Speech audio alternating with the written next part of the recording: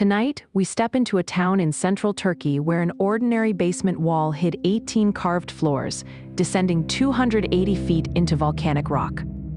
Dim the lights, settle in, and let's ease into tonight's journey. In 1963, a man in Derinkuyu, Turkey, took a sledgehammer to his basement wall. He was hoping for more storage. The wall came down. Behind it, a room. Behind the room, a tunnel. The tunnel went down, 18 floors down, 280 feet into solid volcanic rock. Carved with bronze tools, by hand, centuries before the first modern drill, it could hold 20,000 people. For months, maybe years, and nobody. Not the man who found it, not the archaeologists who mapped it, not the historians still arguing tonight, can tell you why 20,000 people would need to vanish underground for that long. Modern engineers studying the place still cannot fully explain how it was built. How do you move 75,000 tons of volcanic rock with bronze tools, by hand, up 18 levels of narrow stairway? And leave no spoil heap on the surface? Who did the builders fear badly enough to spend 100 generations engineering a hiding place 280 feet deep? The answers, where they exist at all, are partial. The town is called Derinkuyu. It sits on a plateau in the Nevşehir province of central Turkey, at about 4,000 feet of elevation, surrounded by the bone-white hills and wind-carved stone of Cappadocia. Before 1963, it was known mostly for apricots and a Good Friday market. Now it is known for something else. The homeowner that year was a Turkish farmer doing what Turkish farmers had been doing in that region for generations. He was enlarging a storage room, the volcanic tuff of the region. A pale, porous stone formed from compacted ash some 9 million years ago is soft enough to cut with hand tools and hard enough to hold a shape. For 3,000 years, people in Cappadocia had been carving cellars, stables, and chapels out of the rock of their own backyards. Nothing about this homeowner's project was unusual. He swung the sledgehammer. The plaster cracked. The wall came down. Behind it was a room he did not remember building. Dust, cool air, a doorway into dark. I find myself returning to this moment. There is something about the ordinariness of the setup, the afternoon chore, the storage problem, the plaster and dust. That makes the thing behind the wall seem impossible. He had not gone looking for a lost civilization. He had been annoyed about shelf space. He brought a lamp. He stepped through the first doorway. Beyond it, another room. Beyond that, a corridor the width of a man's shoulders, turning at an odd angle and sloping downward. He followed it. The air cooled as he descended. The temperature on the surface in August is warm. The temperature 10 feet down is noticeably less warm. The temperature at 20 feet down is what you feel in a good wine cellar. He kept going. A stairway. Handholds cut into the wall. Another corridor, narrower this time. The lamplight showed chisel marks in the tuff. Thousands of them, small and regular and clearly made by human hands working patiently across a long stretch of time. He stopped. He went back up. He told the neighbors. The neighbors told the authorities. The authorities called the archaeologists, and when the archaeologists came with their measuring tapes and their electric torches and their conservative refusal to be surprised, they followed the corridor the homeowner had found. Then they followed the next corridor and the one after that. They mapped for weeks, then months. What they were mapping was not a basement. It was not a cellar, or a tomb, or a church crypt, or even a single long tunnel. It was a city, 18 levels of it. Though even that count is contested at the edges, with some surveys counting 17. And others counting 19 depending on whether a particular passage qualifies as a full floor or an interstitial service shaft. The upper levels were broad, living rooms, kitchens, communal dining halls, stables for animals. The middle levels were narrower, more defensive, storerooms, pantries, small chapels. The deep levels, the ones below about 150 feet, got stranger. Food stores arranged as though for years of occupation. Wineries with grape pressing troughs cut directly into the floor. A school, A room that appears to be a courtroom, a chamber that may be a morgue, wells, ventilation shafts, tunnels leading off toward other hills. Some of them explored, some of them still today, blocked by rubble and uncleared. 280 feet from top to bottom. The height of a 28-story building turned upside down into the earth. Archaeologists estimated the capacity at 20,000 people. That figure is a rough one, but it is the figure that survived into the scholarly literature, and it is the figure that everybody uses. 20,000 with livestock, with stored grain, with barrels of wine, with oil for lamps, with access to deep water wells, capable of vanishing underground and closing the doors behind them. The question the homeowner had not asked when he swung his sledgehammer at an afternoon's annoyance. Was this one, what were they hiding from? That is the question you will hear every night for the rest of your life, on every documentary, and every podcast and every 2 a.m. sleep video covering this place. And it is a good question. It is the question the archaeologists themselves asked first. It is the question the Turkish government asked when they realized what had been sitting under the town square. It is the question tourists still ask, descending the levels with their flashlights and their cameras and their reasonable expectations that eventually someone will give them an answer. Nobody has. There are candidates: invading armies, religious persecution, plague. Each one explains a little. None of them explain everything. The more time archaeologists spend down there, the longer the list of small unanswered questions becomes, and the more, the big question, what were they hiding from, seems to keep splintering into smaller, stranger questions. But tonight, I want to start with a different question, a quieter one. A question that, if you sit with it for even a minute, starts to feel like a weight. 2.5 million cubic feet of stone, carved out of the hills of Cappadocia by hand with bronze tools over the course of centuries. Enough rock to fill a modern football stadium to the first deck. Where did it go? Stay with me on that question. I am going to ask it again in Chapter 2 because the math around it turns out to be one of the strangest things about this place. Most popular accounts of Derinkuyu glide past it. They mention the volume of rock as a scale number, a way to impress the audience, and then they move on to the more obvious questions of who built the city and why. But the missing debris is a real archaeological puzzle, and it has not been solved, and the archaeologists who have tried to solve it, including Harmansah and several others, all agree that the solution, whatever it is, tells us something important about how the complex was actually made.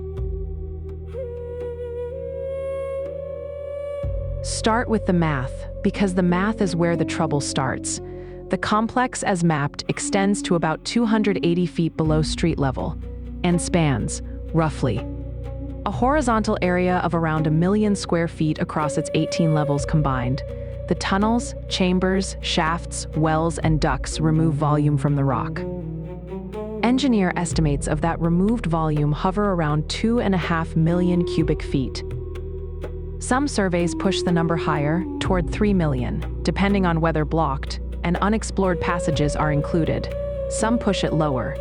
The round figure most scholars quote, and the figure that appears on the Ministry of Culture's own signage at the site, is 2.5 million. That volume of Cappadocian volcanic tuff weighs, at roughly 60 pounds per cubic foot, about 75,000 tons.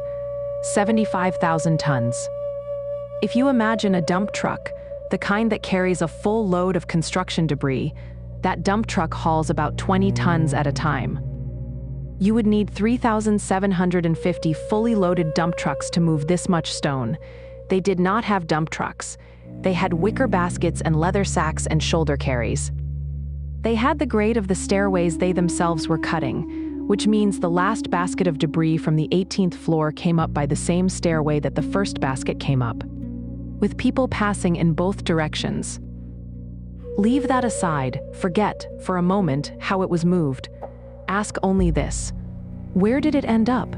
75,000 tons of crushed and blocky volcanic tuff cannot be made to disappear. It has to go somewhere. It has mass. It takes up space. You cannot sweep that kind of quantity under the rug of a small Anatolian plateau. And yet, walk the hills above Derinkuyu today. Walk them with a geologist, with a survey team, with a satellite photograph in one hand and a shovel in the other. And you will not find it. There is no spoil heap. There is no artificial hill, no unnaturally regular ridge, no embankment where it shouldn't be. There is no quarry scar on a nearby hillside that matches the removed volume. The rivers of Cappadocia do not show in their flood sediments the kind of uptick in volcanic tuff debris you would expect downstream of such a removal. The fields do not have a telltale layer. The walls of the town, the old walls, the pre-modern walls, the walls of the medieval village before it became a tourist town, do not in their fabric contain a reconstructible fraction of that missing stone. The rock is simply gone. I should be careful here. Archaeologists hate absolute statements, and with reason. Somewhere there probably is a faint surface signal of the missing debris. A slight thickening of the agricultural terraces, a slight elevation of a particular field, a slight discoloration of a slope when the winter light is right. Nobody has found it. Over the decades since the discovery, several survey teams have gone looking.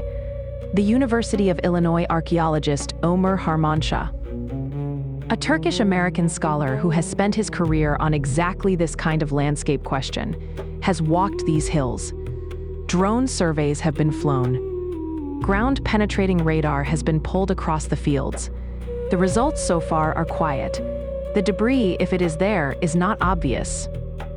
Which leaves 4 possible explanations, and none of them are comfortable. The first possibility is that the debris was reused. Cappadocian villages have, for centuries, built their above-ground houses out of the same volcanic tuff the underground cities were carved from. Some archaeologists suggest the spoil from Derinkuyu was simply incorporated into the above-ground architecture, used as fill for foundations, as block for walls, as gravel for roads. The trouble with this explanation is the scale. 75,000 tons would rebuild a town of several thousand inhabitants several times over. And the tuff-based above-ground architecture of pre-modern Derinkuyu was never anywhere near that size. The second possibility is that the debris was spread, deliberately, systematically, over a wide enough area and thin enough a layer that no single location looks disturbed. This is what you would do strategically if the entire point of the complex was to remain hidden. Evidence of a city underground is evidence of a city underground. The last thing the builders would want, if they feared discovery, is a fresh-looking rubble mound the size of a small hill sitting next to the entrance. So they carried it, and they scattered it, and they farmed over it. The problem with this explanation is logistical. Scattering 75,000 tons of crushed rock over dozens of square miles of Anatolian plateau is, itself, a massive engineering project, arguably more visible than the original digging. The third possibility is that the debris was dumped into something: a river, a sinkhole, a disused quarry that then filled with earth. Cappadocia does have karst features, collapse formations, and natural voids that could, in principle, accept a lot of volume. None have been identified as the debris dump for Derinkuyu. The fourth possibility is the one that gets mentioned, quietly in the footnotes of specialist papers. That the excavated volume is smaller than the round figure suggests, because much of the complex was not excavated. It was enlarged from pre-existing natural voids.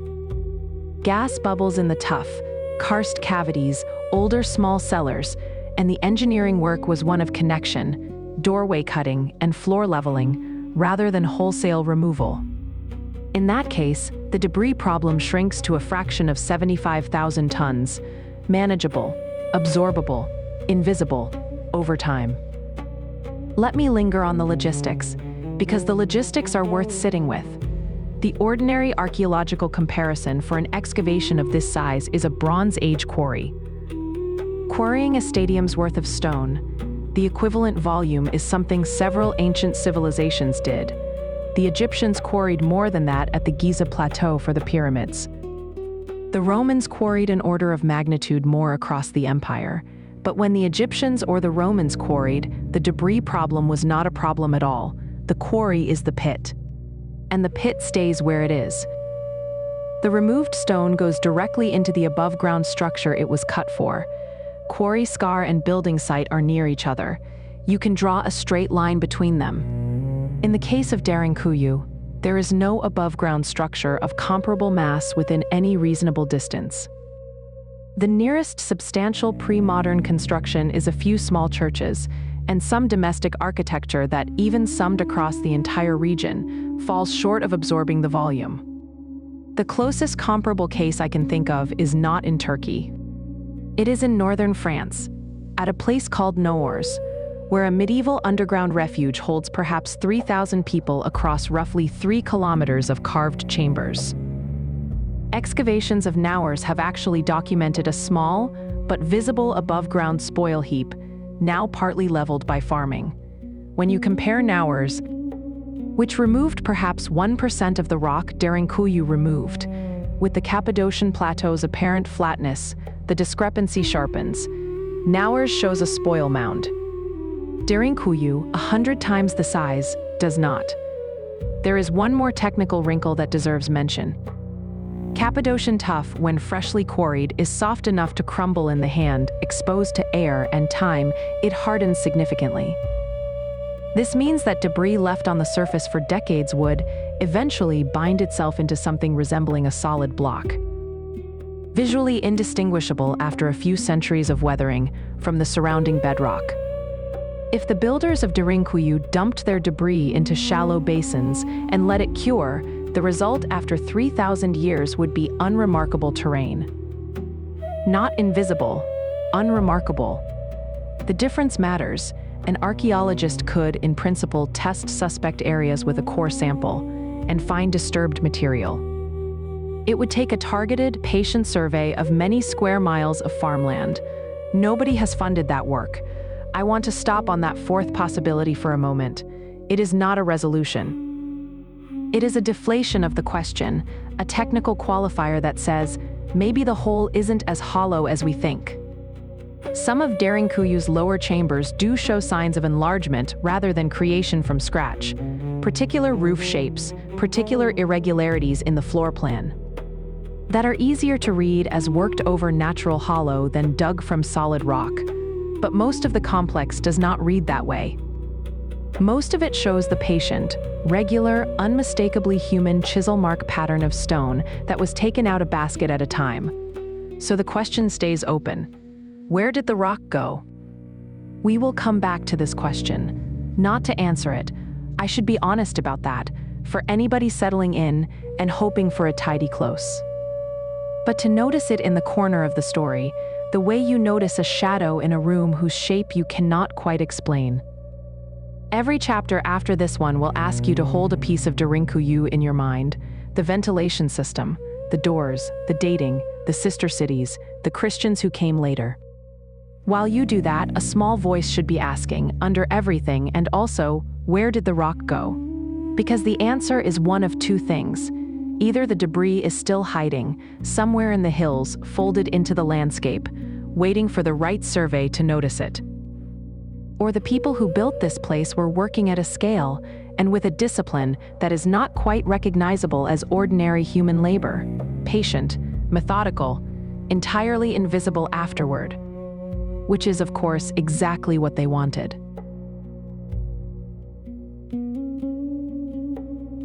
If you stand at the bottom of Derinkuyu's main ventilation shaft and look up, you see a very small, very bright point of sky. The shaft is about 10 feet square at its narrowest and runs nearly the full 280 feet from the deepest level to the surface. From the bottom, the opening looks roughly the size of a thumbnail held at arm's length. The shaft is the most ordinary-looking thing in the whole complex, and it is also the most extraordinary. Air rises. You learned this in school, probably from a diagram about hot air balloons. Warm air expands, becomes less dense than cool air, and floats upward. The principle is the same in a carved stone shaft as in a hot air balloon, only the forces are subtler, and the engineering is more patient. At Derinkuyu's depth, the air temperature settles year-round at about 55 degrees Fahrenheit. The surface air, meanwhile, swings from well below freezing in January to around 90 degrees in August. That difference between the steady underground temperature and the shifting surface one creates a pressure differential. Warm surface air in summer tends to flow downward, cool underground air once warmed by bodies, and lamps and cooking fires tends to rise. The result is a constant, slow circulation. The builders of Derinkuyu understood this, not in the language of fluid dynamics they had no equations for, but in the language a farmer knows the wind. They placed the central shaft in the exact position where it would draw most effectively, subsidiary shafts. There are more than 50 secondary ventilation channels in the complex. Branch off from the central one at carefully chosen levels, feeding the deeper chambers with a steady, quiet movement of air. At no point in the 18 levels is there a room that cannot breathe. Consider the alternative. Consider what it would be to go down 280 feet into the earth and find the air thick, close, reeking of lamp soot and too many bodies. Within a day, the deeper chambers would become uninhabitable. The deep chambers are inhabited. They contain cooking facilities, storage for long-term food, sleeping quarters. Whatever the builders were doing down there, they were doing it for long enough that casual ventilation wasn't going to cut it. They engineered for duration. The air moves. Still today, more than 3,000 years after the oldest carving began, at about 55 degrees, slowly and evenly through every passage of Derinkuyu. Put your hand up in the corridor at the 5th level, and you can feel it on the back of your wrist, a cool pressure so slight it barely stirs the hair on your forearm. Hold a candle there, and the flame will lean very gently toward the next chamber. The flame knows what you do not, that the entire complex is breathing. Now think about what else the ventilation system is for. Cooking fires. 75,000 tons of human history rests in those kitchens. Hearths with blackened roofs, bread ovens cut directly into the stone wall, grindstones for grain. People were cooking down there. Cooking produces smoke. Smoke, in a sealed space, kills people within hours. The ventilation system is not an amenity, it is a life support system. Without it, the complex is a tomb. The engineering gets more impressive the longer you sit with it. Cooking smoke rises, body heat rises, lamp heat rises. All three combine to make the air at the upper levels considerably warmer than the air at the deep levels. But people working and sleeping at the deep levels still need fresh air and workable temperatures. So the system has to do two things at once: pull the warm, used air upward and out, and draw cool, clean air downward and in a steady countercurrent that doesn't stagnate and doesn't reverse. Derinkuyu's shaft layout does precisely this. A single central chimney handles the upward flow. Lateral shafts, offset by level, handle the downward and inward flow. The builders, over generations, discovered, and then encoded into stone, the principles of what modern HVAC engineers call a displacement ventilation system, without drawing any diagrams. Some chambers, including the deepest ones, also sit over or beside working water wells. Water at the bottom of a well is always at the temperature of the deep rock, around 55 degrees, and it evaporates very slightly upward. That evaporation helps cool and humidify the air. Several of the lower chambers show unusually cool and moist readings on modern sensors. An almost air-conditioned pocket, sustained by the geometry of the shafts and the hydrology of the wells together. Modern HVAC engineers? The people who design ventilation systems for contemporary buildings have studied Derinkuyu as a passive design case, and their papers make for quietly astonished reading. One reads a careful engineering analysis from the 2010s that models airflow through the central shaft, and concludes with the measured understatement of the profession that the system performs within approximately the same parameters as a well-designed contemporary passive ventilation building of similar depth. A well-designed contemporary passive ventilation building, carved out of solid rock without blueprints by people whose deepest technical innovation was the bronze pick. The engineering is not clever for its era, it is simply competent in absolute terms. That is a rarer thing than cleverness. There is also a subtlety worth mentioning about the shaft's position relative to the deepest chambers. The main ventilation shaft does not run directly above the largest living spaces, it is offset. This means that warm air rising from the largest chambers, from body heat, cooking fires, lamps, does not go straight up the chimney. It has to travel laterally first, along the corridor system, before reaching the upward flow.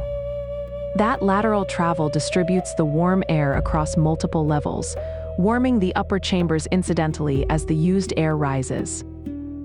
The system is, in other words, a passive heat recovery ventilator, capturing otherwise wasted body heat and using it to temper the uppermost levels before exhausting it to the surface.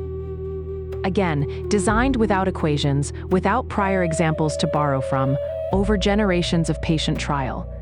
The wells themselves are another small marvel. Derinkuyu has more than 50 of them distributed across its levels, with the deepest reaching beyond the lowest human chamber into the natural groundwater aquifer. Each well was cut without modern drilling equipment, which means, as with the main shaft, it was cut upward from below as much as downward from above, with workers chiseling through rock and lowering debris on ropes. And the wells were defensible. None of them reached the surface directly. A besieging army encamped above the town could not simply find the shaft of a well and poison the water below. The wells were cut such that their openings at the top were concealed within the complex itself, accessible only from inside, invisible from the surface. Think about that. The people who built Derinkuyu assumed a siege. They assumed that an enemy would want to poison their water. And they built their water system so that the enemy could not even find the water to poison. This is not the ordinary caution of a frontier village. It is military-grade strategic design. It implies a specific kind of experience. Somebody in the builder generation or the generation just before had watched wells get poisoned, had seen it work, and had promised to themselves, to their descendants, to whoever came next, that it would not work here. We are going to come back to that question. Who exactly were they preparing for? Every generation since 1963 has given its own answer, and none of the answers are complete. I have my own guesses, which I will share in Chapter 8. For now, hold the question alongside the other one, the one about the missing rock. 2 questions, both quiet, both unanswered. One more piece of Chapter 3 before we let you drift down. The ventilation system still works. Not works in principle, works. The Turkish Ministry of Culture maintains the site with minimal modern intervention. There is no mechanical air handling system. The circulation of air through 18 levels of carved volcanic rock happens today exactly as it has happened since the first full year of occupation, by the same passive convection the original builders engineered. 40,000 tourists a year descend into Derinkuyu, breathe its air, walk its corridors. They do not suffocate. The oxygen comes, the carbon dioxide goes, the temperature holds at 55 degrees. And the rock cools your hand in exactly the way a candle flame would tilt gently toward a doorway you could not otherwise know was there. It has been working continuously for more than 2,000 years. The builders are long gone. The engineering is not. The doors of Derinkuyu are not doors in the sense you probably mean. There are no hinges, no locks, no handles, no panels of wood banded with iron. What there are at the strategic choke points of the complex, at the top of certain stairways, at the junctions between levels, at the entrances to the sleeping quarters, are wheels of carved volcanic stone, each about 1.5 meters in diameter, which is to say just under 5 feet across and roughly 1 foot thick. Each wheel weighs about 500 kilograms. Call it 1,100 pounds. The weight of a Shetland pony, the weight of a grand piano, the weight of something you could not casually move. Each wheel sits inside a groove carved into the tough floor and wall of a corridor. The groove runs at right angles to the corridor's direction. When the wheel is rolled into place, it blocks the corridor completely, floor to ceiling, wall to wall, with a half-foot of chiseled volcanic rock. A battering ram, the kind a medieval siege engine might use, would shatter against the face of it.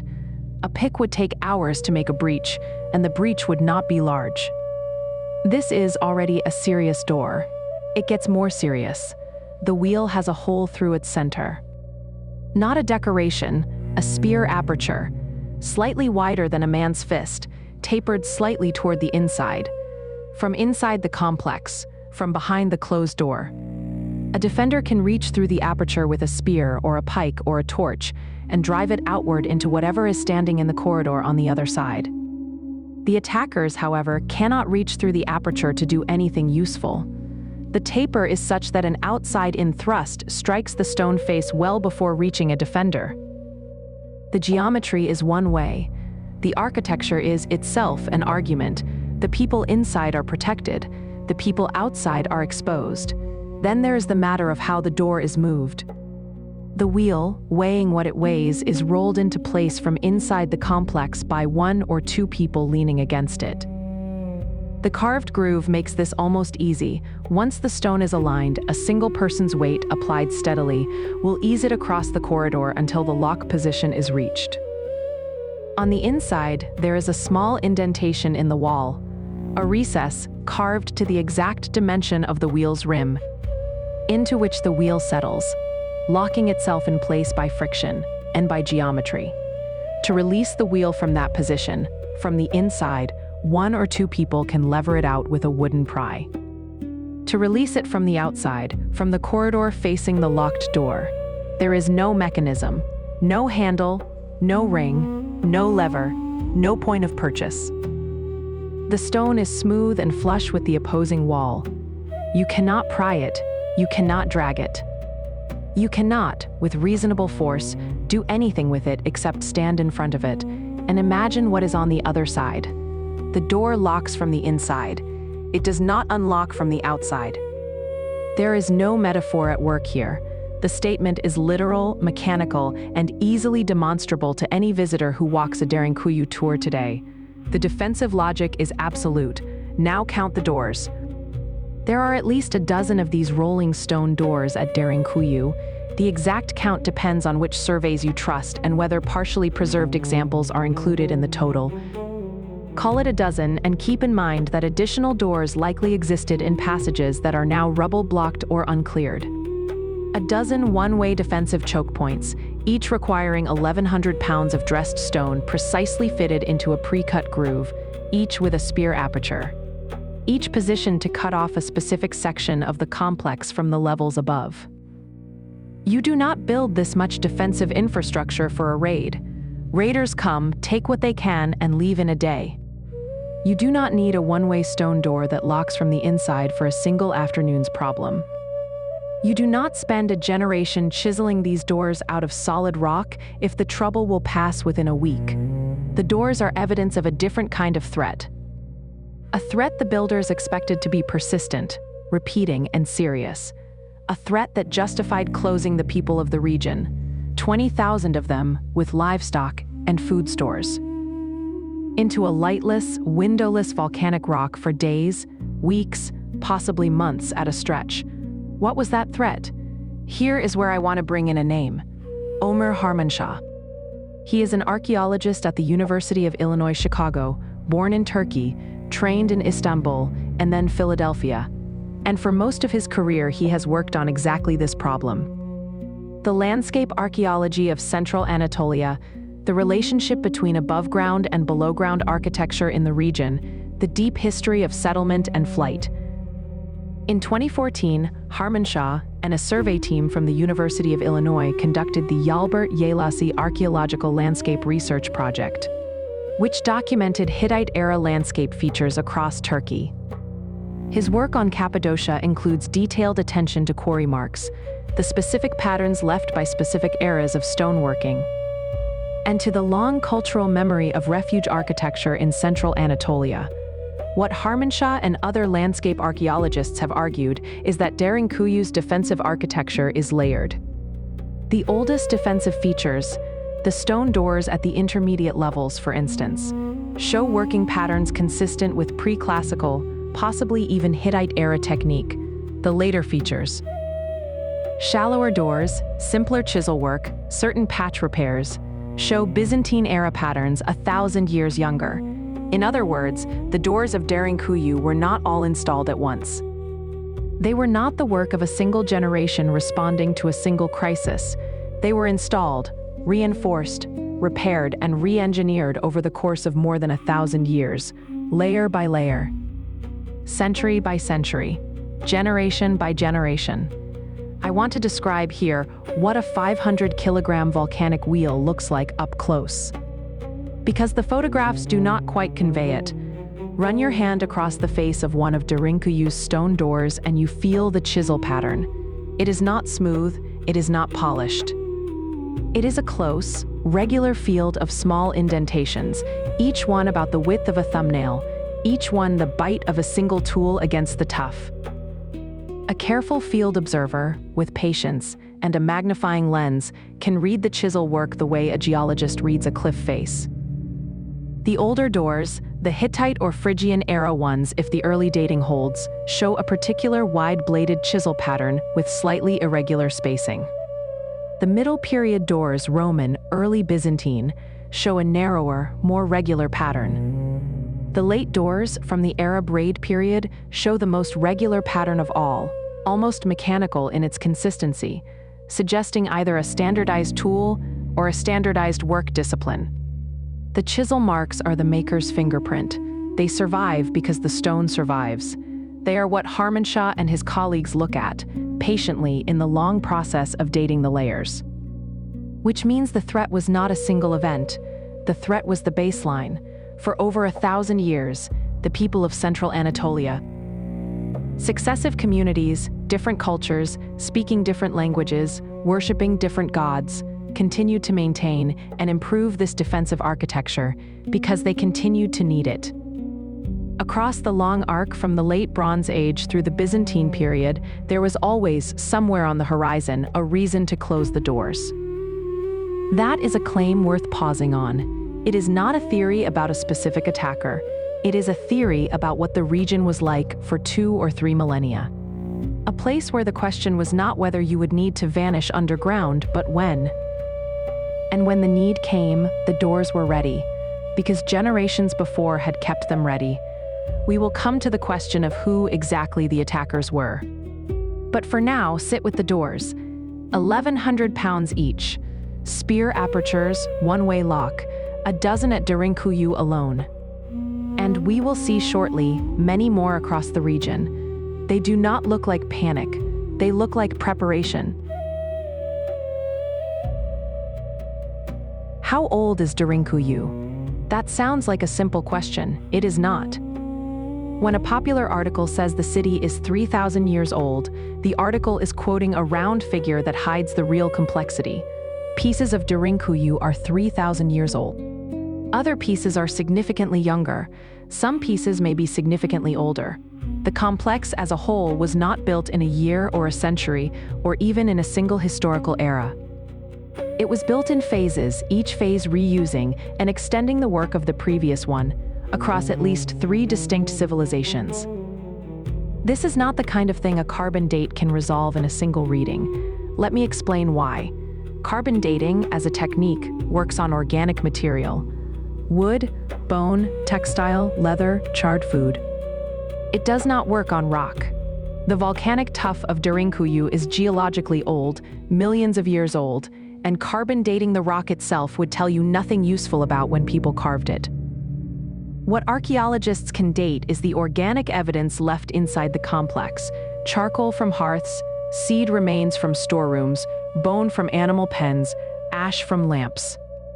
Each of those gives a date, but the date is the date of a use event, not the date of the carving.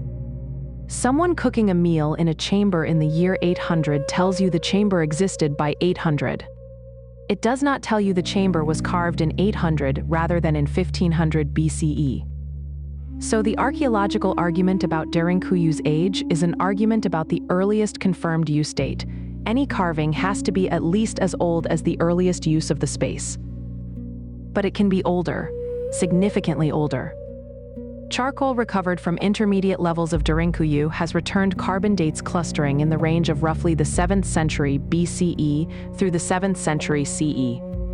In other words, a span of about 1,400 years of continuous occupation and use.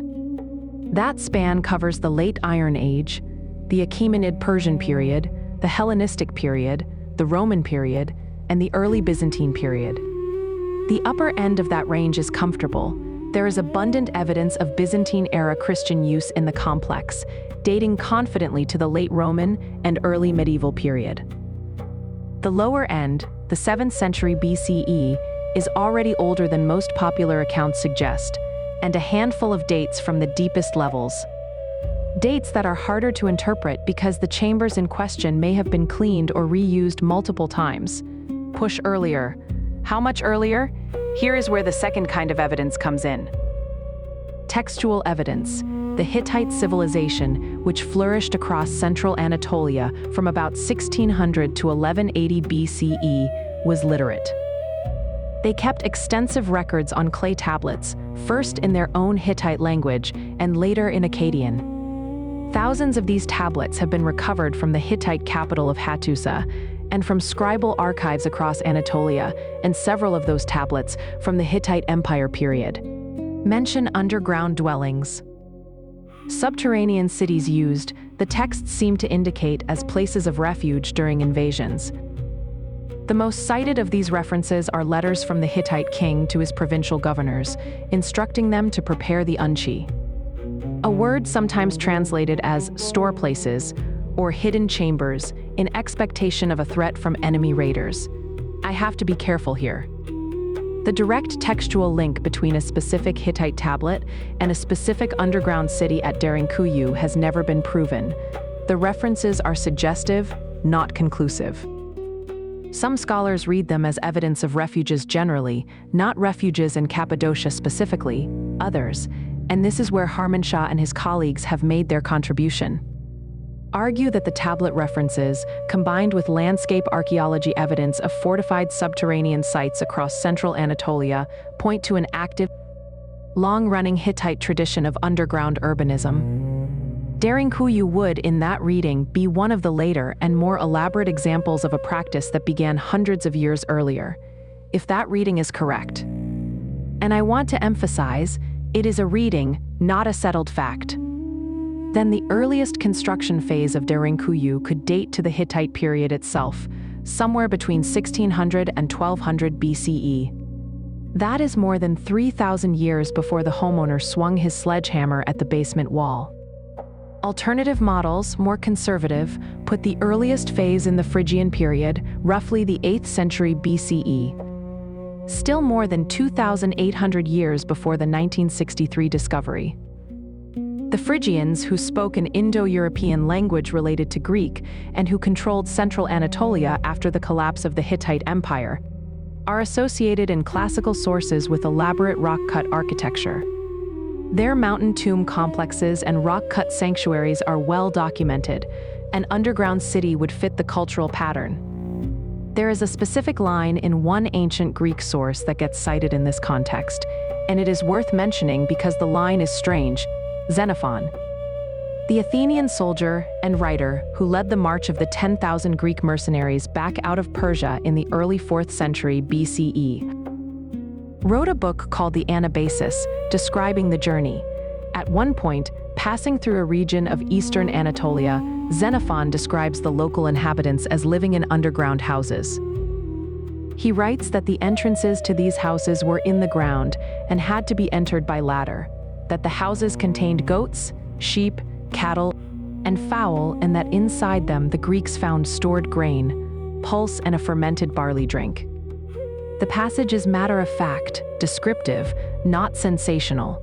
It reads like travel notes. Scholars have argued for a century about whether Xenophon was describing underground cities of the Cappadocian type or simpler pit houses of a kind common across many ancient cultures. The geography is imprecise. The details are suggestive rather than diagnostic. But the passage is one of the few surviving ancient textual references to anything resembling Derinkuyu's architectural idea. And it falls squarely within the historical window during which the underground cities were certainly in active use. At minimum, it tells us that in the 4th century BCE, underground dwellings were a familiar enough feature of the Anatolian landscape that a Greek traveler could encounter them, note them, and move on. Without surprise, without elaboration, as though they were simply part of what the region was like. One more technical note on the dating. The Byzantine-era modifications to Derinkuyu have been dated not only by carbon analysis of organic remains, but also by iconographic style. The cross-etching patterns in the chapels, the vestigial fresco fragments that survive in certain chambers, and the shape of specific baptismal basins all belong to recognizable periods of Byzantine Christian art. The 10th century Cappadocian style is distinguished from the 8th century style. The 8th century style is distinguished from the 6th century style. And careful typological comparison with dated material from the Gurum cave churches. Where more elaborate wall paintings have survived intact enough to be dated precisely, lets archaeologists place individual chambers within windows as narrow as a generation or two.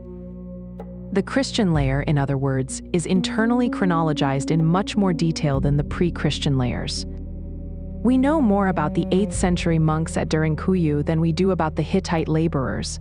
The deeper in time we go, the more the evidence thins, as evidence tends to do. Where the scholarly consensus lands, carefully, is this.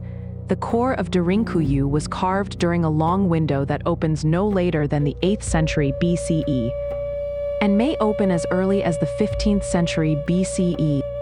The complex was then continuously used, expanded, repurposed, and re-engineered for the next 2,500 to 3,000 years, through the Persian, Hellenistic, Roman, and Byzantine periods. The most elaborate Christian modifications, the cave chapels with carved crosses, the small altar niches, the baptismal features, are dated by iconographic style to the 8th through 10th centuries CE, the peak of Byzantine Cappadocian Christianity. Which means when the farmer swung his sledgehammer in 1963, he was not uncovering a single period archaeological site. He was uncovering a multi-layered chronological palimpsest. A structure in which every century of the last 3 millennia had left a fingerprint. Imagine for a moment what that means on the ground.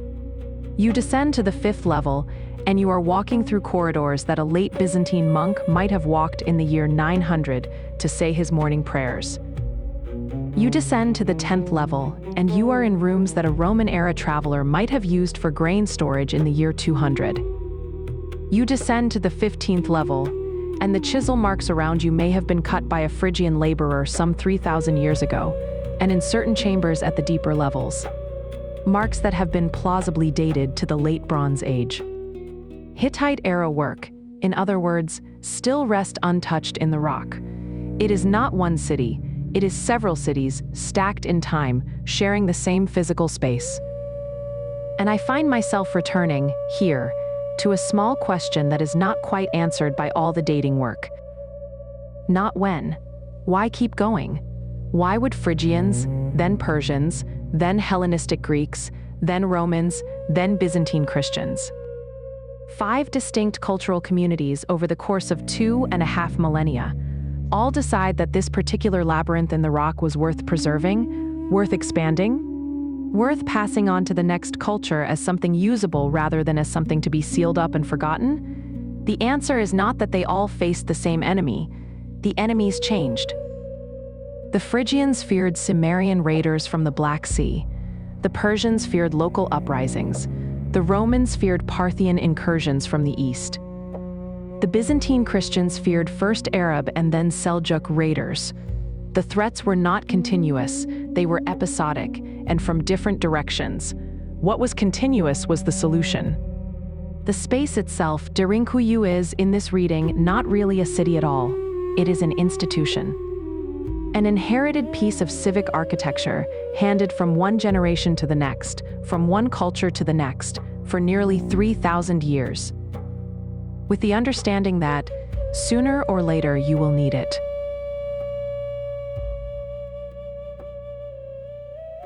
The thing that is easy to miss about Derinkuyu when you read about it in most popular accounts is that Derinkuyu is not alone. 6 miles to the north, at the town of Cappadocia, there is another underground city. It has been partially excavated to 8 levels and may extend to more. Its upper layers include extensive animal stabling facilities, more so than Derinkuyu, which suggests a slightly different functional emphasis. Along with ventilation shafts, rolling stone doors, water wells, wineries, and chambers that have been interpreted as storage for olive oil and grain. Tunnels lead outward from Cappadocia in several directions. At least one of those tunnels, according to oral tradition, and partial archaeological investigation, runs toward Derinkuyu itself. The tunnel has never been fully cleared, and its length, if complete, would be on the order of several miles. It has not been confirmed that the two cities are fully connected by passable passage. Neither has it been ruled out. Consider what it would mean if they are. Two fully fortified, fully provisioned underground cities, each capable of sheltering tens of thousands of people, connected by a passage that runs underground between them. A defender closed inside Cappadocia could, in principle, travel to Derinkuyu without surfacing. A defender at Derinkuyu could retreat along the tunnel to Cappadocia. The defensive logic that applies to a single complex, closed doors, siege resistance, long-duration occupation, extends to a pair of complexes linked by a hidden road. That is the network, and it is much larger than two cities. 6 miles further up the same valley, at the village of Outlast, there is a third underground city. 3 levels have been mapped. Locals report tunnels extending several additional levels below that. Outlast's distinguishing feature is a defensive innovation. Above each of the rolling stone doors is a small hole, drilled through the ceiling into the corridor below, through which hot oil or sharp objects could be poured onto attackers attempting to force the door. The architectural principle of the one-way defensive choke point, already present at Derinkuyu, is taken to a further step of development at Outlast. Architectural evolution, visible in stone, across two cities 6 miles apart, continue driving the roads of Cappadocia. At Tatlarin, a small village tucked against a valley cliff, a 4th underground city. At Mazikoi, a 5th. At Gazimir, a 6th. At Mukar, a 7th. At each of these sites, a similar pattern repeats: multiple levels, ventilation shafts, rolling stone doors, water wells, evidence of long-duration occupation capacity. Archaeologists and the Turkish Ministry of Culture together have identified, conservatively, more than 200 underground complexes across Cappadocia. The real number is probably higher. Many of the smaller complexes have never been fully mapped. Several have been sealed intentionally, either in antiquity or in more recent times, and are known only from scattered surface indications. A few have been found by accident in the last several years, one in 2013 beneath a modern hotel under construction. Another in 2015 beneath a castle hill at Nevşehir that is now believed to be the largest underground city in the region, significantly larger than Derinkuyu itself, though it remains only partly excavated. 200 cities, and that is only what we know about. The scale changes what Derinkuyu means. If Derinkuyu were a single underground fortress in an otherwise ordinary landscape, the question "what were they hiding from?" would have a narrow focus. Some specific local threat, some specific local community, but Derinkuyu is not a one-off. It is a node in a region-wide underground system that spans tens of thousands of square miles of Anatolian plateau and more than 1,000 years of continuous development. The system is not just a collection of emergency bunkers. It is an infrastructure, a distributed, redundant, interconnected civic architecture designed by successive cultures over successive centuries to make the people of Central Anatolia permanently difficult to kill. I keep coming back to a phrase, one I have to be careful with because it sounds melodramatic when said aloud. The phrase is architecture of prepared invisibility. The cities do not just hide. They hide in a coordinated way across a region, such that any single attempt to find the people sheltering somewhere becomes a massive search problem. If an invader takes Derinkuyu, the population may have already withdrawn to Cappadocia. If Cappadocia is compromised, the tunnels lead onward to lesser-known sites. The invader cannot simply storm one fortress and be done. They have to find, breach, and clear dozens of complexes across a landscape where every village potentially sits atop a hidden multi-level city. This is not, strictly speaking, sustainable for an invading army. It is the kind of problem that makes an invasion eventually not worth the effort, which is, of course, exactly the point. Here I want to pause on a smaller moment from the regional survey. At the town of Guzalos, about 20 miles southeast of Derinkuyu, archaeologists documenting a small underground complex in the 1990s found evidence. Somewhat controversial, still debated, of a signaling system between complexes. The evidence takes the form of openings cut through the rock at specific positions so that a signal fire at one complex could be seen from an observer at a higher opening, by another complex miles away. If that interpretation holds, and the archaeology is suggestive rather than conclusive, then the underground cities were not just physically connected, they were in communication. A warning at one complex could be sent visibly across the network within minutes. The population of the region could close its doors in a coordinated, nearly simultaneous act. The 2015 Nevşehir discovery is worth dwelling on for a moment because it changes the picture further. Construction workers preparing a site for a residential redevelopment project beneath the Nevşehir Castle Hill cut into a chamber that, on inspection, turned out to be the uppermost level of a previously unknown underground city. Preliminary geophysical surveys conducted by Turkish archaeologists and Nevşehir University suggested the complex extends across more than 70 acres of surface footprint and descends to a depth comparable to Derinkuyu's. Early estimates, which should be treated as provisional because the excavation is still incomplete, place the potential capacity at significantly larger than Derinkuyu itself. If those estimates hold, Nevşehir is the largest underground city in the region, which would mean it is the largest underground city in the world. And it was, until 2015, completely unknown, not mentioned in any medieval source, not remembered in local oral tradition, not visible in any archaeological survey up to that point. A complex potentially capable of sheltering tens of thousands of people, underlying a modern town whose residents had been walking across its roof for centuries without knowing. This is what it is like to do archaeology in Cappadocia.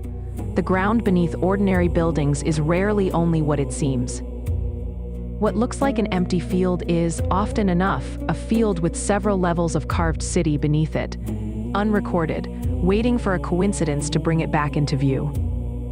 The inference this draws me to is uncomfortable. If a complex the size of Nevşehir can go unnoticed, underneath a modern town until 2015, then we have to assume that any given acre of the Cappadocian Plateau might still have a city underneath it that nobody has yet thought to look for. The 200 site inventory is a lower bound. The real distribution might be 2 or 3 times as dense. Every rural village in a 50-mile radius of Derinkuyu probably sits over something, and most of those somethings, most of the time, have not been explored. The regional underground city system is not an archaeological project that will someday be finished.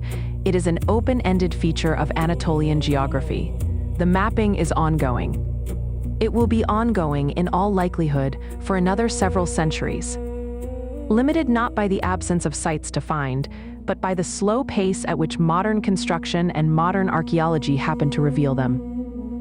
This is a remarkable degree of civic infrastructure for the late Bronze Age and Iron Age. It suggests a level of regional coordination that goes beyond ordinary tribal or village-level governance.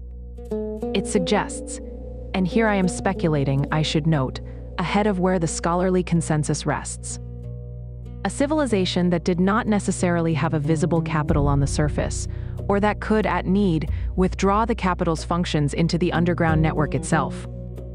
A civilization whose most defensible institutions were, by design, the invisible ones. We are now far from the storage room the farmer was enlarging in 1963. We have climbed from the single complex under his basement to a region-wide architecture of resistance spanning 15,000 square miles and 3,000 years. The sledgehammer, when you think about it, did not uncover a city.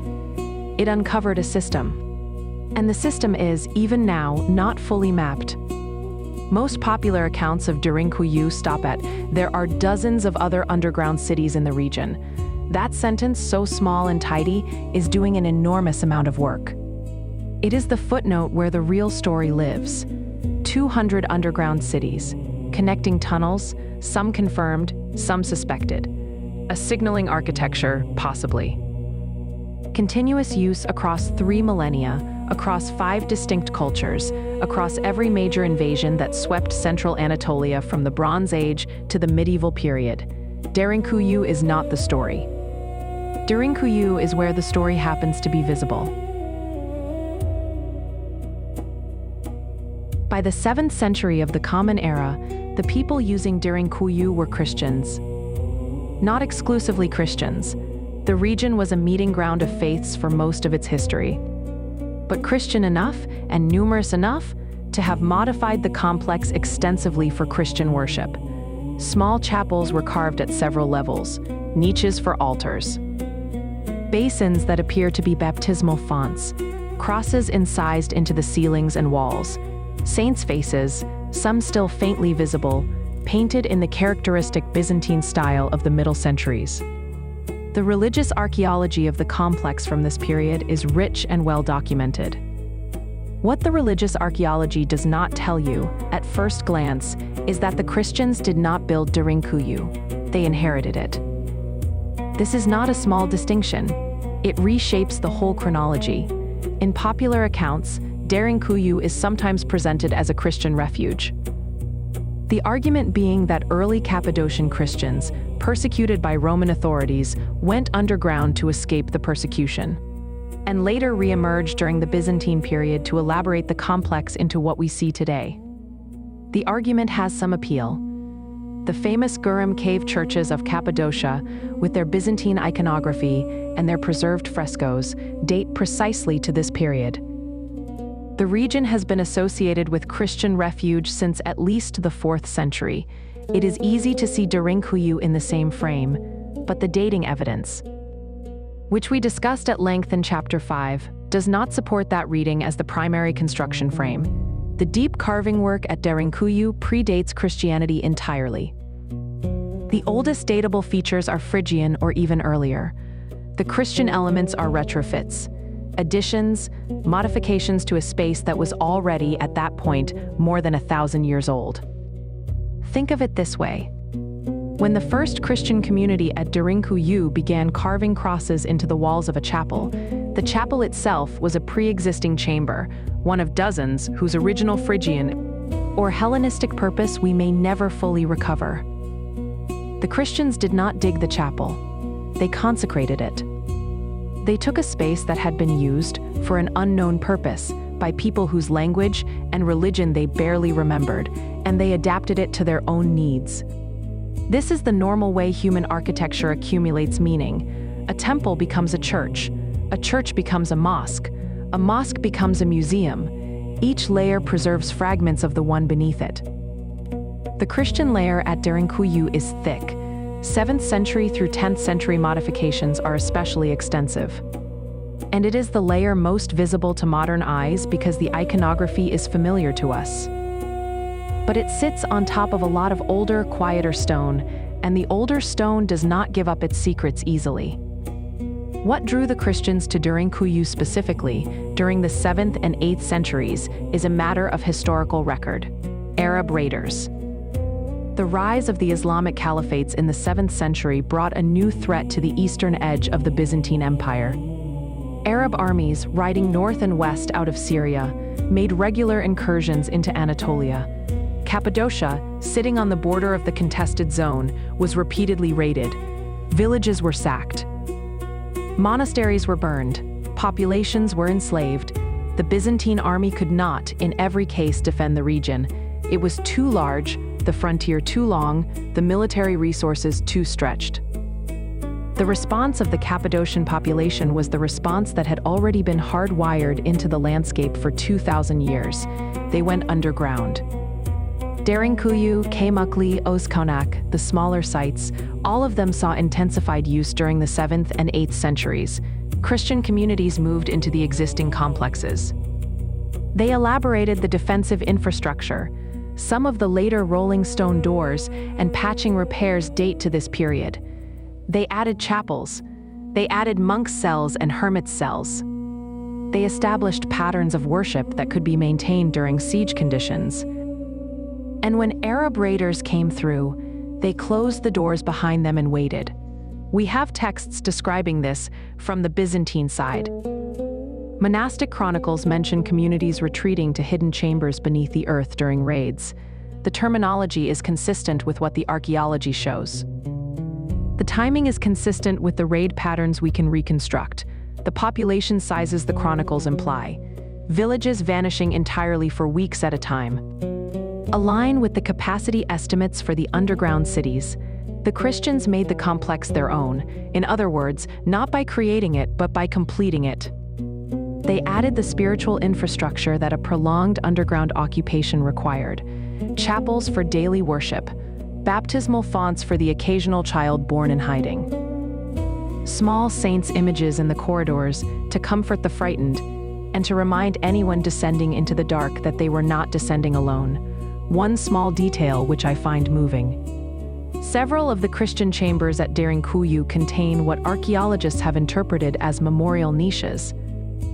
Small alcoves in the walls too shallow to be storage, carved with simple crosses, into which photographs suggest oil lamps or candles were placed.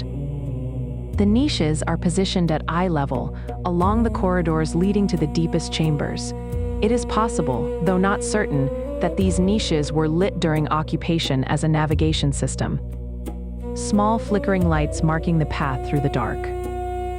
It is also possible that they were memorial to specific people, or to specific saints, or to the monastic communities that had been there before. Either way, walking those corridors in the 9th century, with the doors closed, and the population of a village huddled at the lower levels for a 2-week Arab raid, you would have descended past a line of small flames. Each one a mark of continuity. Each one saying, "This has been done before. It will be done again. You are not the first to walk this way in the dark."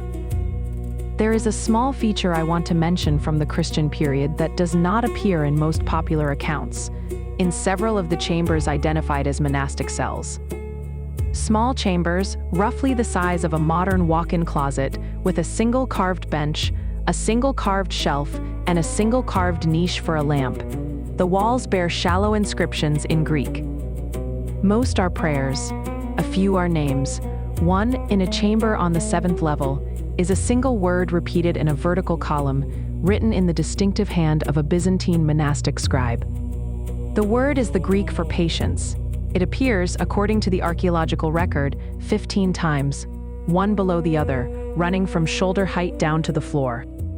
A modern observer with a flashlight can still read it if they know where to look. No one knows which monk wrote it, or during which raid, or over how many days of waiting. The inscription is undated and unsigned, but somebody, in a small stone room 200 feet beneath central Turkey, in the middle of an occupation that had already lasted longer than they had expected, decided that what they needed to do was write patience 15 times on the wall. It is not scripture. It is not decoration. It is, more than anything else, a note to themselves. I think about that inscription sometimes. I think about what it means in the context of a space whose entire function is to make long waits survivable. A monk who needed to write patience 15 times was a monk for whom patience had become effortful. The word was not automatic. It was something he had to practice, to inscribe, to reinforce against the slow erosion of several weeks underground. And yet he wrote it 15 times. He stayed, he waited. Whatever the raid was that had brought him down, he was still there, conscious, purposeful, holding on to the practice of his life, when he took the time to make that small vertical column. Not a meditation, a fact, carved into volcanic rock almost 1,200 years ago. By the late 10th century, as the Byzantine Empire regained control of the Anatolian frontier and the Arab raids became less frequent, the intensive use of the underground cities declined. The Christian communities above ground continued to carve churches into the rock. The Gurim Valley chapels, with their preserved frescoes, mostly date to this later period. But the deep underground occupation was no longer a daily reality. People used the complexes less often. Smaller raids still prompted retreats. The larger invasions were, for several centuries, held at bay. Then came the Seljuks. In the 11th century, a new wave of raiders. This time from the east, from the steppes of Central Asia, speaking Turkic languages and practicing Islam, swept into Anatolia. The Byzantine defense collapsed at the Battle of Manzikert in 1071. The Seljuks moved westward. Central Anatolia, including Cappadocia, fell under Turkic political control for the first time. And once again, the Cappadocian population went underground. Seljuk-era modifications to Derinkuyu are documented but less extensive than the Byzantine ones. The population was smaller by this point. The region was depopulating. Many Christians had fled further west into remaining Byzantine territory.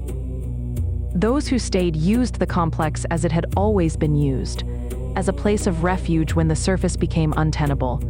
They did not add much. They did not need to. The place was already built.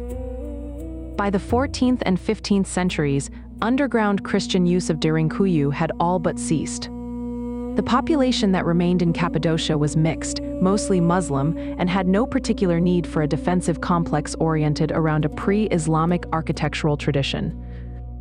The corridors began to fill with dust, with debris, with the slow silting of time. Some passages were sealed up, either deliberately or through gradual collapse. The uppermost chambers were converted to cellars for above-ground houses. Ordinary storage, ordinary use, ordinary domesticity. The rest was forgotten. Forgotten so thoroughly that by the 20th century, the people of the town of Derinkuyu had no idea what lay beneath their feet. Not in living memory, not in local tradition. The knowledge had been lost across the generations as the need for it declined. Until, in 1963, a farmer with a sledgehammer swung at a wall and remembered something his great-grandfather had long forgotten. We have been circling a question for 7 chapters now. It is time to sit with it directly. Who, for 3,000 years, were the people of Derinkuyu hiding from? The honest answer is many different people. No single enemy shaped the complex. Its architecture is the architecture of recurring threat. A solution optimized not for a specific adversary, but for a landscape where, every few generations, somebody or other would show up with bad intentions. And the best response was always the same response. Close the doors. Wait them out. That said, we can enumerate the specific threats that shaped specific layers of the city. The list is long, and it is instructive. Start with the earliest. During the Late Bronze Age, if the Hittite period dating holds, the enemy would have been the raiders who harassed the Hittite Empire's southeastern frontier. Possibly Mitanni, possibly Luwian rebel factions, possibly the mysterious coalition known to the Egyptians as the Sea Peoples, whose late 13th century BCE movements contributed to the collapse of the Hittite state around 1180 BCE. The end of the Hittite Empire is itself an archaeological puzzle. What is clear is that, across roughly a 50-year window, the palace centers of the Eastern Mediterranean collapsed almost simultaneously.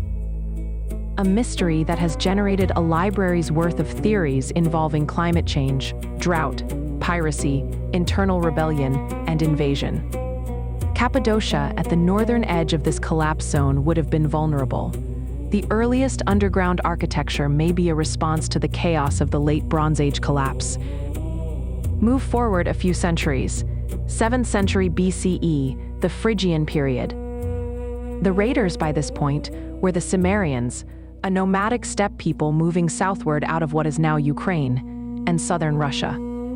The Cimmerians sacked the Phrygian capital of Gordium in the 690s BCE, killing the Phrygian king in the most famous account. They would have been a sustained terror for any rural community in central Anatolia. A Cimmerian raid, moving fast across the plateau on horseback, was exactly the kind of threat an underground city could evade. If the warning came in time, move forward again. 6th century BCE, the Persian period, the threats were different, often internal. Local uprisings, Persian reprisals, competition between satrapies.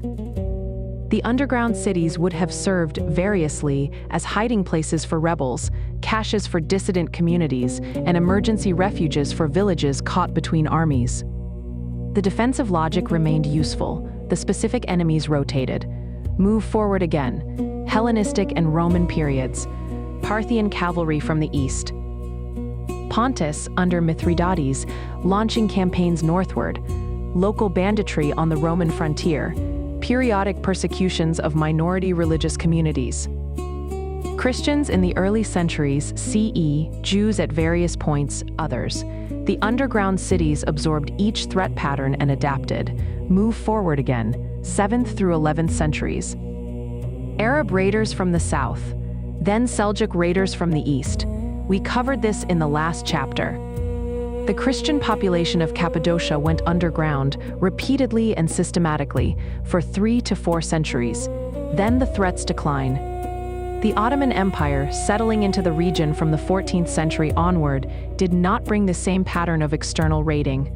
Political instability continued, certainly. Plenty of local violence, dynastic warfare, occasional persecutions, but the open horizon threat that had characterized the previous 3 millennia. Raiders on the plateau, moving fast, coming without warning, receded. The underground cities became less necessary. They were used less. Eventually, they were forgotten. That is the enumeration. But I want to say something about what unifies the list. All of these threats share a specific character. They are external, they are fast, they are episodic. They are, in each case, the kind of threat you cannot outrun, cannot outfortify on the surface, cannot negotiate with. The underground city is a specifically adapted response to the fast-moving raid as a recurring fact of life. A slow-moving invasion, the kind a professional army conducts with siege engines over months, the underground city is less well-suited to. You can be starved out, eventually, if the invaders know you are there and are willing to camp on top of you.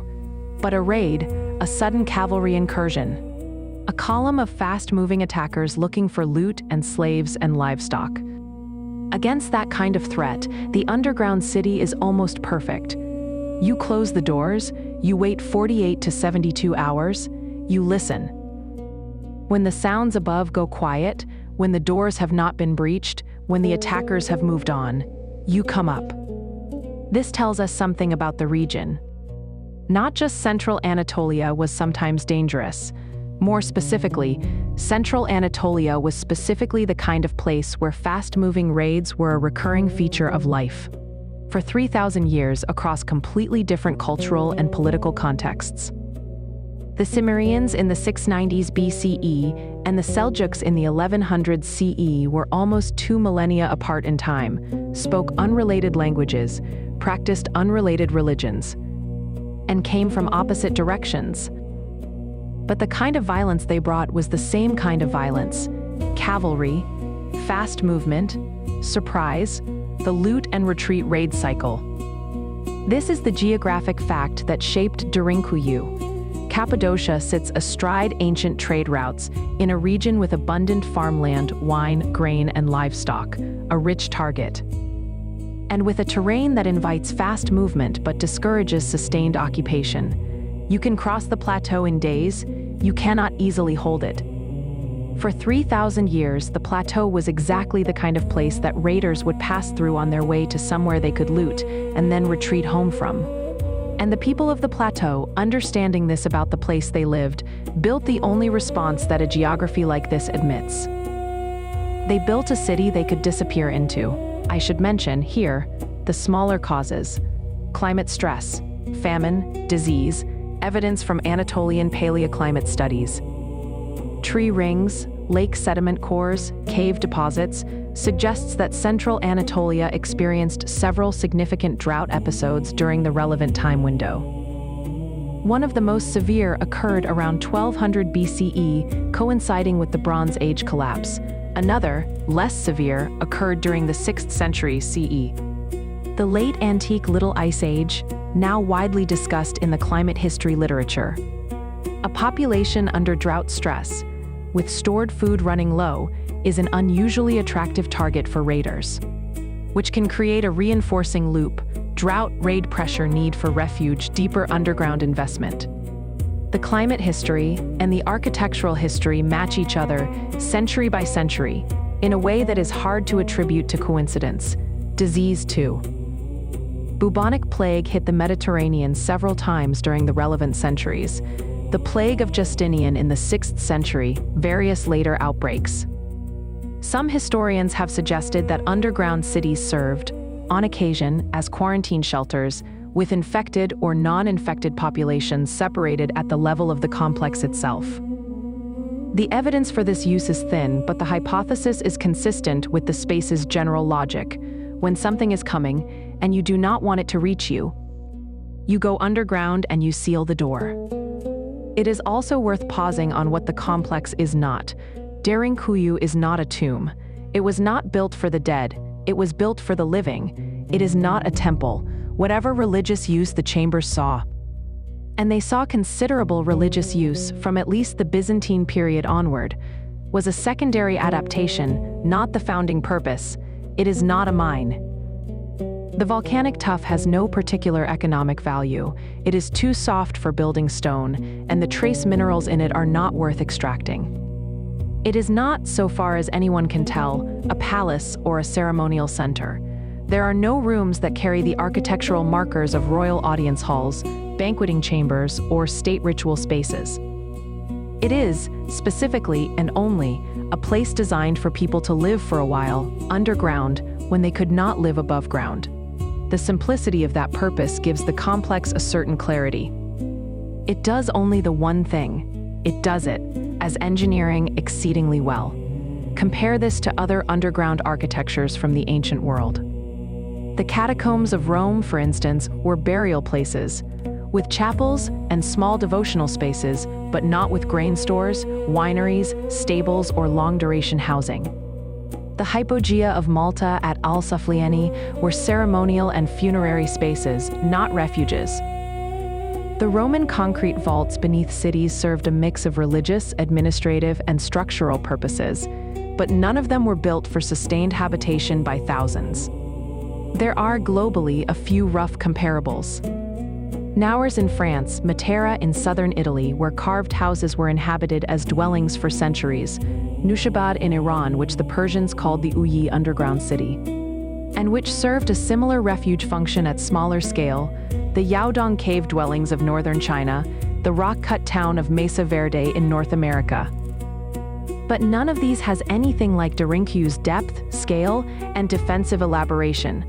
Derinkuyu, along with its Cappadocian siblings, represents an extreme instance of an architectural idea that exists in quieter form elsewhere in the world. Other cultures went partway underground for specific purposes. Cappadocia went all the way, and it built a civilization's worth of infrastructure down there. What does that fact tell us? It tells us that a particular combination of geography and pressure produced a particular solution, and that the solution, once achieved, was passed along. The region's soft volcanic tuff made deep carving possible. The region's raid-prone geography made deep carving useful. The region's continuity of population across collapses and transitions meant that each generation inherited the solution from the previous one and had time to refine it. Remove any of those three ingredients and you do not get Derinkuyu, you get something smaller. You get a village with a cellar and a rumor. The combination is rare, so is the architecture. None of this, to be clear, gives us a single answer to the single question, what were they hiding from? There was no single thing. There were dozens of things, rotating across the centuries, each briefly urgent, each eventually displaced by the next. The complex outlived them all. It was, at different moments, a refuge from cavalry, from armies, from religious persecutors, from plague, from drought, and possibly from things we have no record of and will never know about. What the complex gives us is a portrait, in stone, of the fact that threats were coming, regularly, reliably, for 30 centuries. The specific identity of the threat changed, the pattern held. The pattern held because the geography held, and the pattern of human violence in that geography held, and the underground solution to that pattern of violence held. If you have been sitting with the two unanswered questions this video has been carrying, where did the rock go, and what were they hiding from? You can, tentatively, let the second one rest. Not because we know the answer, because the answer is many things for a very long time. The first question, the rock, we will carry with us through the remaining chapters. It is, in my opinion, the stranger question. It is the one I find myself returning to when I try to go to sleep with this story in my head. 2.5 million cubic feet of volcanic tuff. Carried, basket by basket, up 18 levels of narrow stairway, by generation after generation of patient people. And then, somewhere on the surface of a plateau that has been walked over, mapped, plowed, planted, and satellite imaged, vanished. The stone is not gone. The stone is somewhere. We just haven't found it. This chapter is for drifting. Imagine a family. Not a specific one, a composite, assembled from the archaeology and the texts and a careful amount of reasonable inference. A Byzantine-era Cappadocian village family, sometime in the 8th century. The husband is a farmer. The wife weaves. They have 3 children. The oldest perhaps 10, the youngest perhaps 3. They live in a stone house on the surface, 2 rooms, a courtyard, a small walled garden. Word comes from a neighbor who saw dust on the southern horizon that a raid is coming. There is no way to know how many days they have. Usually you have hours. Sometimes, if the warning comes from far enough away, you have most of a day. The family knows what to do. They have done it before. Their parents did it before them. The village has a drill. The wife gathers food. Not much. The stores are already in the underground city, kept there year-round, replenished by each family in turn. Just the fresh things. Bread from this morning. Olives from the jar by the door. A small pot of honey that the youngest child insists on carrying himself. A blanket. The family Bible. A small wooden-covered one, its pages hand-copied a generation ago, wrapped in cloth. The husband fetches the livestock, 2 goats, a cow, a donkey. The children are quiet. They have been in the underground city before. They know the corridors. They know which level their family's alcove is on. The village assembles at the entrance, which is not in the church, or the market square, but in a back room of the priest's house. Each family has its own entrance, secreted in its own house, spread across the village, a strategic redundancy. If one entrance is discovered, the rest still function. The family descends. 70 feet, 100 feet. The air cools around them in steps, each level slightly cooler than the one above. The goats are uneasy. The donkey takes the stairway stolidly. The children follow their mother. The lamps are already lit in the corridor, placed in small wall niches. The memorial lamps we discussed in Chapter 7, glowing amber, marking the path through the dark. By the time the family reaches the 4th level, the temperature has settled into the steady 55 degrees of the deep rock. The air on the back of the wife's hand is cool, dry, still. The sound of her own children's footsteps behind her is the loudest sound in the corridor. Somewhere, from a chamber ahead, she can hear the low voices of other families who arrived earlier, settling into their own alcoves. A few animals, a baby briefly, and then quiet. Their alcove is a small chamber, perhaps 12 paces across, with stone benches cut into 3 walls. The benches are wide enough to sleep on, a little too wide for sitting comfortably, but narrower benches are cold and less comfortable. The family has brought blankets and reed mats from above. The wife spreads them. The children claim their spots by habit. the oldest along the far wall, the middle one against the entrance, the youngest in the middle, between the other two. The husband sets the lamp in the wall niche. The light is warm, amber, steady. It is early afternoon on the surface. Down here, it is neither morning nor evening. Time has lost its handles. The door to the chamber is a rolling stone wheel. Not the massive one that blocks the main corridor from the surface, but a smaller interior one, for privacy between alcoves. It weighs perhaps 200 pounds. The husband rolls it halfway across the entrance, leaving space for air to circulate and for the children to come and go. The final door, the one that seals the whole level, will be closed later, when the village leader gives the signal. The family eats. The bread is still soft. The olives are briny, cool. The youngest child spills honey on his wrist. His mother cleans it with a damp cloth. The 3-year-old asks when they can go home. The mother says, soon, in the way that Cappadocian mothers have been saying soon to their children in this chamber for 1,000 years. The child accepts it. Children in the underground city learn to wait. The wait is a skill. It is the first skill a Cappadocian child learns after walking and speaking. By evening, by what would be evening on the surface, the level is full. 15 families, perhaps 120 people, settled into their alcoves across this one level. The village leader walks the corridor, checking. He speaks softly to each family. He has done this before. He says little. The families know the protocols. He reaches the main door at the end of the corridor. He begins to roll it. It moves slowly. 2 other men are helping. And takes nearly 5 minutes to close fully. It locks into its groove with a faint stone sigh. The spear aperture at its center is visible only from the inside. When the door is closed, a different kind of quiet settles in. The sound of wind from above, which had been faintly present in the corridor, is gone.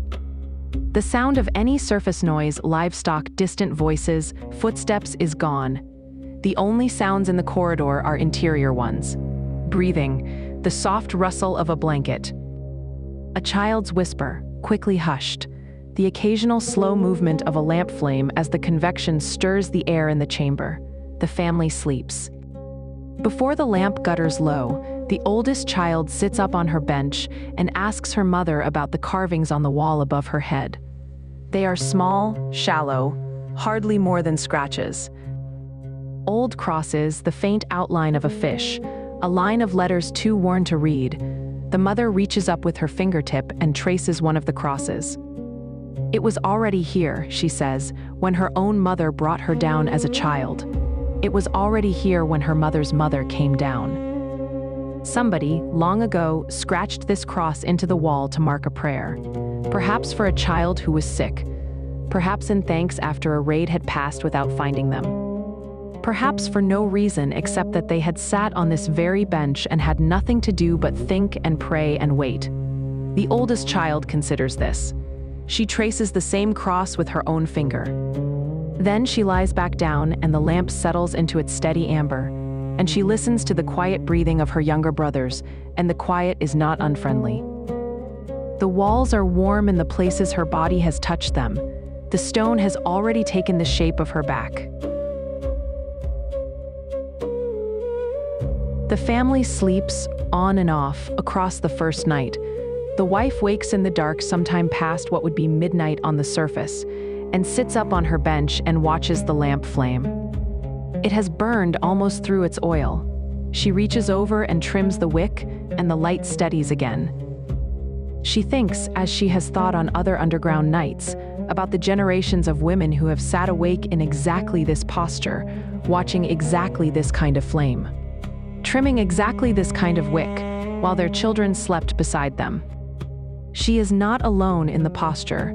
She is one of a line. That thought, tonight, is a kind of comfort. She lies back down. The flame holds steady. The air moves softly across her face. The first night is the longest. The children fall asleep quickly. The adults less so. The wife lies on her bench and listens. She cannot hear anything, but she knows, from the stories her grandmother told, from the accounts of earlier raids that on the surface tonight there may be fire, or shouting, or the particular sound of shod hooves on stone streets, or screams, or none of that. It may be only the silence of a raid that has passed without finding the village, or of a raid that never came at all. She will not know until the doors reopen. Time in the underground city develops a different texture. The first day is long. The second day is longer. By the third day, the family has adjusted. The children play quietly in the corridor with the other village children. The men gather in the central chamber for the morning prayer.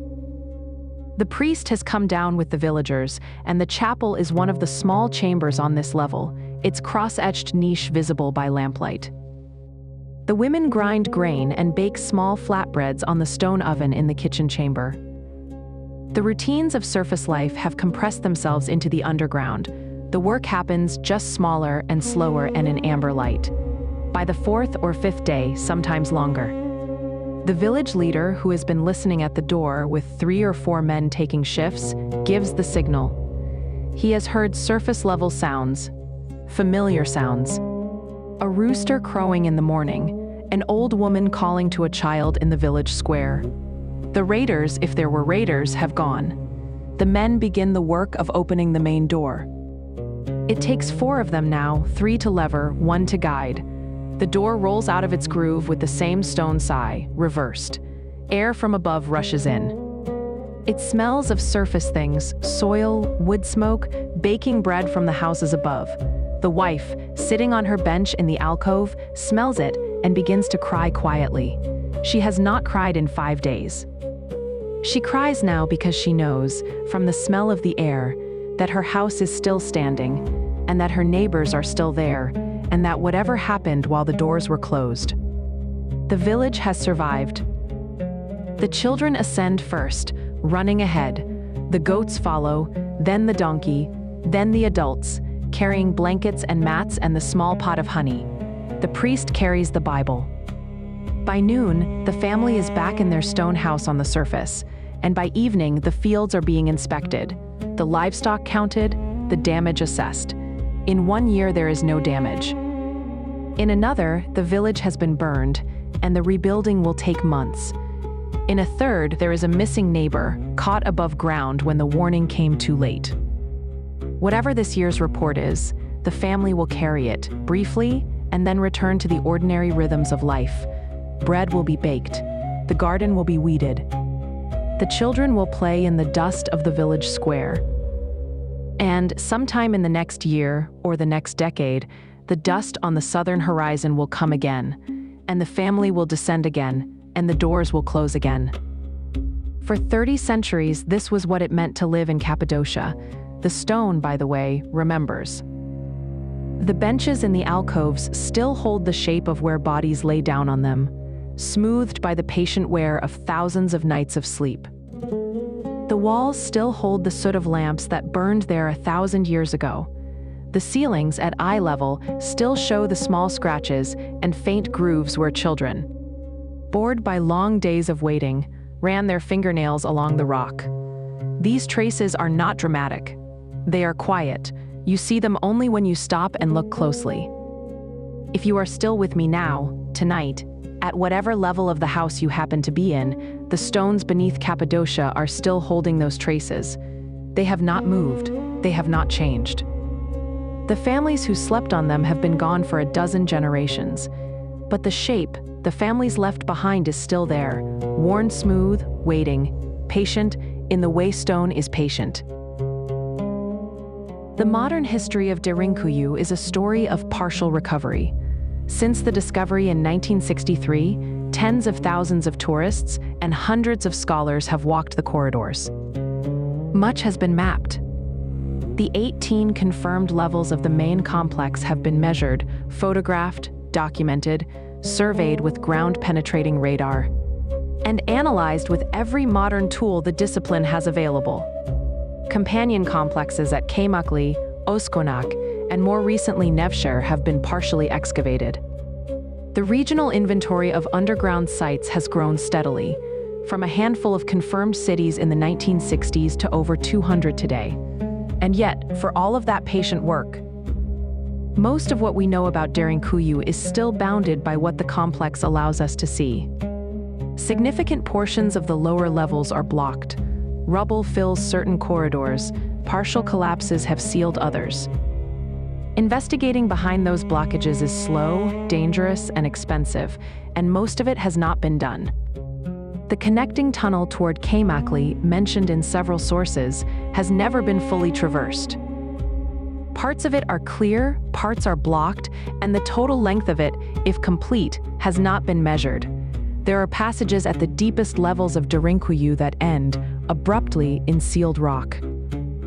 Sealed deliberately, by the people who used the place, perhaps when they left, perhaps earlier.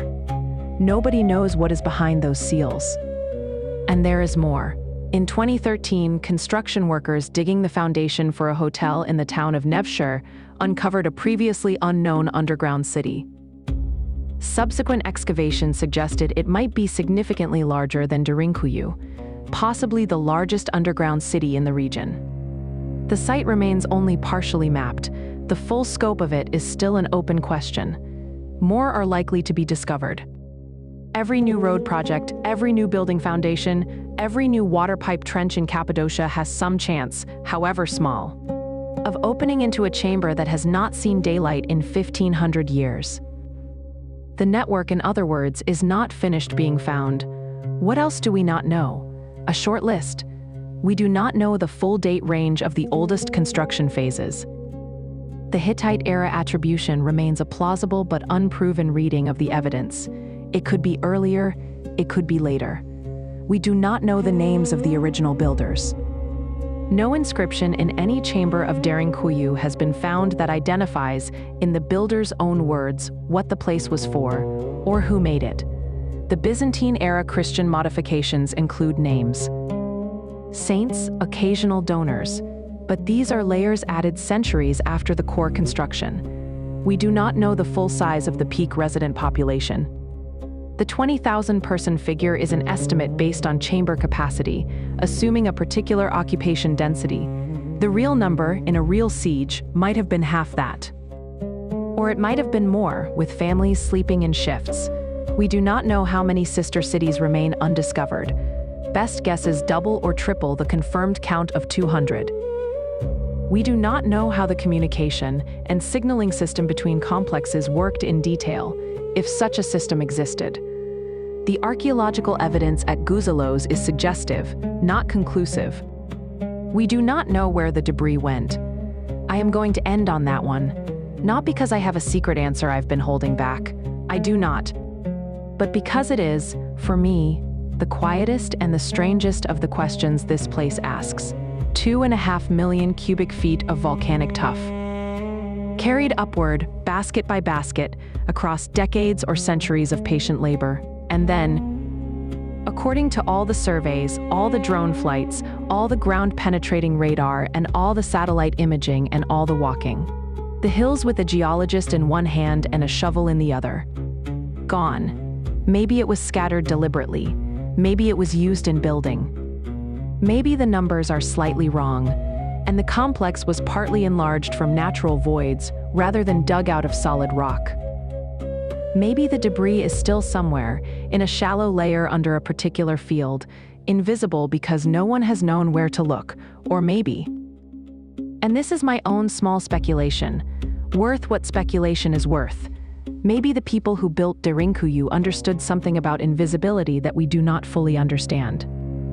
Understood that hiding a city is not only a matter of depth, of doors, of defensive architecture. Understood that it is also a matter of aftermath. That a city built to disappear must leave no mark on its surroundings, not during construction, not afterward. Whatever they did with the rock, they did it so thoroughly that 3,000 years later, we cannot reconstruct it. That, in its own way, is the most impressive fact about Derinkuyu. Neither the 18 floors, nor the 20,000 people, nor the rolling stone doors, nor the ventilation miracle, the sister cities, the Byzantine chapels, the disappearance of the debris, the completeness of the invisibility. There are not many cities in the history of the world that have been built with such care that their own removal from the surface is undetectable. Derinkuyu is one, possibly the only one. And the people who accomplished that vanishing act are, themselves, largely vanished from the historical record. They left their doors and their chapels and their lampsoot. They did not leave their names or their explanations or the rock they carried upward a basket at a time for 100 generations. If you remember one thing from tonight, let it be the quiet of that missing evidence, the completeness of that silence. The patience of the people who worked for so long and so well that the very traces of their work erased themselves. The tourists who visit Derinkuyu today, about 40,000 a year in a good season, descend the corridors with flashlights and cameras and take photographs of the rolling stone doors and the chapel niches and the wide ventilation shaft. They emerge, blinking, into the Anatolian sun, and they drive off to the next stop on the Cappadocia itinerary. Most of them do not know about the missing rock. It does not come up on the tour. It is the kind of fact that sits quietly in the technical literature and rarely breaks through into the general audience. The tour emphasizes the dramatic features, the scale, the depth, the doors, the engineering, the mysterious builders. And those features are legitimately dramatic. But the quietest and the most remarkable thing about Derinkuyu is the thing the tour doesn't mention. The hills above are empty. They look to every passing visitor like ordinary Cappadocian hills. The deception is perfect. It has been perfect for 3,000 years. There is, I think, a lesson in that somewhere. About patience, about invisibility, about the long care of people who did their work so thoroughly that we can barely see it now. But I do not want to turn the lesson into a moral. The stone is not interested in morals. It is only interested in being there, quietly, as it has been there all along, with its small traces of lamp soot and its smoothed benches and its single vertical column of the word patience on the wall of one small monastic cell. Rest. Now. The fields above Derinkuyu are sleeping in the dark, as they always do at this hour. The tuff is cool to the touch, as it always is. The doors are closed, and they will stay closed tonight. There is no one coming. Nobody is coming. The air in the deep chambers is still moving, slowly, as it has moved for 2,000 years without mechanical help. The lamp soot is still on the ceilings. The memorial niches are still at eye level along the corridors. The benches in the alcove still hold the shape of sleep, the question you have been carrying. Wherever you are, whatever chair or bed or quiet corner you settled into at the beginning of this story, the question can wait until morning. It is patient. The stone is patient. The ground beneath Cappadocia has been patient for 3 millennia, and it has learned to hold questions for a long time without needing them answered. Close the lamp. Let the rock breathe around you. The doors are already closed. The rock has already remembered. You do not have to carry anything tonight that the ground has not carried, slowly and quietly, for 3,000 years before you. Rest.